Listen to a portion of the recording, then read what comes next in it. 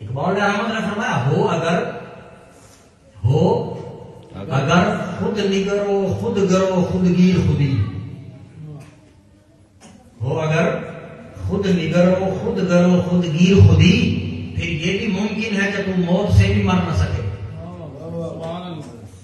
فرمایا اگر خود نگر، تو اپنے آپ کی نگرانی کرنے والا بن جا، ہو اگر خود نگرو خود گیر، خود کو تھامنے والا بھی بن جا۔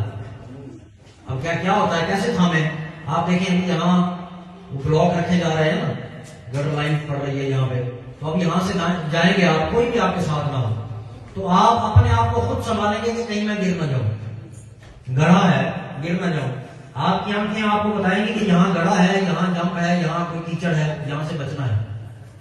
تو فرمایا ہو اگر خود نگر ہو، خود کی نگرانی کرنے والی اگر تمہاری آنکھ بن جائے، تو فرمایا خود نگر ہو خود گرو خود گیر خودی، خود کو تراشنے والا بن جا اور خود کو تھامنے والا بن جا۔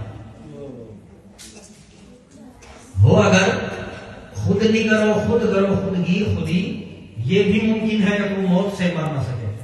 فرمایا پھر موت نہیں آنی، اگر آئے گی بھی صحیح نا، تو پھر تجھے ایسی زندگی عطا ہو جائے گی کہ لوگ ذہنوں میں نہیں سما سکیں گے۔ حضرت پھر بابا بلے شاہ نے لکھا، فرمایا عرش فرشتے بانگا میلیاں تے مکے پہ گیا شور، بلے شاہ سے مرنا نہیں گور پیا کوئی اور۔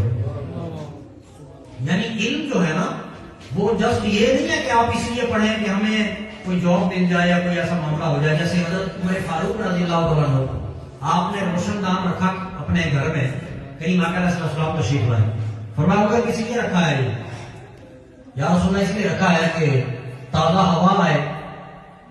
حضور علیہ السلام نے فرمایا اگر تازہ ہوا تو آتی رہنی تھی، لیکن اگر تم یہ کہہ دیتا کہ اذان کی آواز کے لیے میں نے رکھا ہے، تو جب تک یہ روشن دان رہتا تمہیں ثواب ملتا رہتا تھا۔ یعنی دیکھیں نیت جب ہو جائے کہ اللہ کریم کی طرف چلنے کی، مالک کو پانے کی، مالک کو حاصل کرنے کی، تو رب کریم پھر ذرے ذرے میں کائنات کے راز رکھ دیتا ہے۔ تو سامعین ادھر اقبال نے پھر لکھا، فرمایا کہ جہاں میں لذت پرواز حق نہیں اس کا، جہاں میں لذت پرواز حق نہیں اس کا، وجود جس کا نہیں جذب خاک سے آزاد۔